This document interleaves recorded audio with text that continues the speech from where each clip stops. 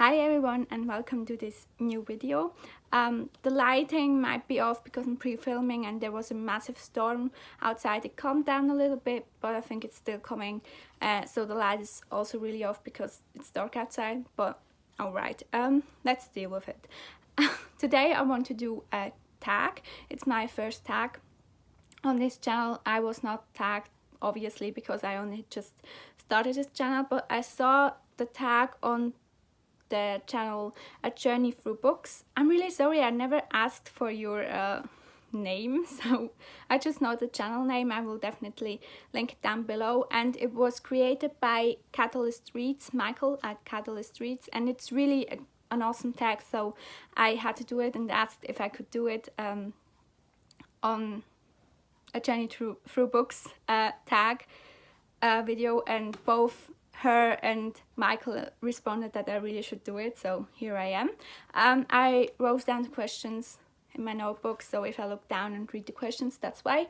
I hope I can read my own handwriting, but fingers crossed. The first questions. Also, I will link all the questions and the original video and the video of A Journey Through Books down below in the description box, as well as the people I tag later on. So, first question. Are there any genres that you're going to read more or less of in 2018? So, definitely not less of, because I'm a person who wants to read as widely as possible, so definitely not less, but read more, for sure, non-fiction. I am a massive fan of non-fiction, but this year, or last year, it's 2018, oh my god, okay. Last year I didn't really manage to read as much non-fiction because I was just like focusing on schoolwork and starting with uni, and yeah, so there was not too much non-fiction last year, and I would like to read more. Also, I would like to get more into historical fiction again. I used to mainly read historical fiction for quite a while, so I would really like to get more into or back into historical fiction as well. Second questions. Are there any books you have recently read that changed or challenged some of your own philosophies or beliefs? Yeah, I read for my first philosophy course in uni. I read David Hume because we studied him. It was a module on David Hume himself and his theories, and it's not really that he challenged particularly my beliefs or my philosophy, but he definitely made me look at things more closely, and he showed me like things. He is really good at telling you things you already somehow knew or like thought they might be true, but then you read his stuff and then you're like, oh yeah, right, it really does affect us in this way. I will definitely do a video talking more about Ted Hume. Okay.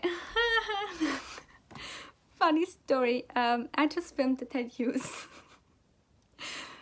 poetry collection review, so that's where Ted Hume came from. I recently sneezed and my mom thought I said Ted Hughes because it sounded like Ted Hughes, and it wouldn't be surprising if I would be like screaming his name in the middle of the night. So okay, no, I will do a video about David Hume and his philosophies and how I view them, and yeah, if you are interested. So yeah, David Hume and his books and essays. Who would you recommend for a newbie to watch is question 3. So I will link those channels down below, the channels down below as well, and I would really recommend you to watch, if you are a newbie, my friend Helene from Books by Lanes, because she really shows you what you can do with a channel and how your creativity can really pair up with your BookTube channel. And I mean, she also films with her phone, so you don't have to be intimidated and think that, whoa, I can't be that creative because I don't have the money, I just have my phone. She also films with her phone, and her formatting of videos or her video ideas are really inspiring because of her creativity. So I will definitely check her out. And then I also would recommend Harriet Rosie's channel, because she does a lot of discussion and advice videos, and I think they would be really helpful for a newbie and to watch, because she's really like considerate in saying what she thinks you could use as an advice for your channel, and I think we could all learn from her. So definitely also her channel. Again, I will link everything down below. And the fourth question is, do you have a book bucket list? Not really, but kind of. Let me explain. I do have certain books I want to read sooner rather than later, but it's not really a fixed list. It changes. I don't have it written down anywhere, but I do sort of have some books like in the back of my mind, which I think I would rather read now than later. So kind of, but not really. The sixth question is, what are some of your goals? They don't have to be about BookTube. I did actually for Litmus a video about, and you know what's coming, a video about my goals, so I'll link that down below. But to add to that, I would like to focus my channel on book reviews and get more involved with the community in general. So, but definitely also check out my BookTube reading writing goals for Litmus down below. I will link everything, because I will rewatch the video and rewatch myself talking, so I don't have to go back and edit all the links on later. I do that. It's tough sometimes to see myself speak because it's still weird, but I do it. It's just one time, so it's done, and then we can move on. Question 7. If you could meet, dead or alive, any writer, artist, or musician, who would they be? So, because I'm very sneaky, I picked a personality, dead or alive, for every of this category. So writer. Those are the most obvious choices, I guess. Tattoos for dead, because sadly he's dead, and Peter Stamm for alive, because Peter Stamm is my favorite author, or my favorite contemporary author, and actually it could happen in March, so fingers crossed I will meet him finally. Artists, dead, I would choose Edgar Degas, and I would say please paint me, because he actually painted a lot of ballerinas, and I did some ballet back in the day where my knee didn't suck, but that's another story. I'm still bitter about it, so I will move on. And he's just gorgeous, and I love his paintings, and he's one of my favorite painters, so definitely Edgar Degas. And alive, Annie Leibovitz. I think she pronounced it Leibovitz, and it's Leibovitz in like the German version, but I will link also a video down below of her. She's a photographer, and I will link a video I discovered like as an ad in the beginning of one of your guys' video. I don't know which one it was, where she talks about her work, and it's one of those online masterclass video things. I will link that down below. I find it really interesting. So definitely her. And for musicians, a current obsession of mine, or like a reoccurring obsession, is Frank Sinatra. So I would want to meet him and force him to sing Strangers in the Night to me, because yes please. And alive, obviously Bruce Springsteen. He's my favorite musician. And yeah, definitely him, and I would just thank him for his music, which is totally cheesy, but that's what I would do. Question 8. Would you rather have your life written by your favorite author or portrayed in a movie by your favorite actor or actress? So, my favorite, or one of my favorite actresses, is Meryl Streep. She is quite older than I and has blonde hair, so that wouldn't work. But another actress I love and is one of my favorites is Winona Ryder.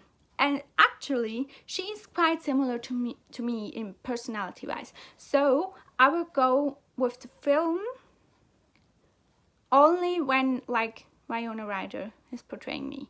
But also like the book, I thought first, oh yeah, obviously the movie, because my favorite writer is Peter Stamm, and his stories are kind of, and but then I realized like, yeah, my life is kind of as well, so it would fit, because if you have read Agnes by now, you should have, because I've talked about it so much. You know his stories, or maybe his short stories. You know, they are really like some tragedies happen there, not massive tragedies, but you get hints of human tragedies in there. And first I thought like, oh yeah, no, Swiss German again, that will not fit my life. And then I started to laugh, because I mean, it would perfectly fit my life. My life is filled with small tragedies. So yeah, kind of both. If they are up to Winona, Peter, let me know. I will ask him, excuse me, would you write a book about me? And then he would think I'm crazy, but anyway, wow, this tag is awesome. Question 9. What are some of the challenges you have had to overcome or would still like to improve in regards of your channel? Consistency, because I'm really a mood filmer, but somehow I think, yeah, well, that's alright. I think maybe the lighting, if I can change something about that. Not the editing, because I like that I'm just like here and bubbly and stuff. So not really that, but yeah, those kinds of things. And maybe so I can get more into conversations with people. That would be nice too. And question 10, which is the last before tagging people. What advice would you give to someone that is thinking about deleting their BookTube channel? Don't.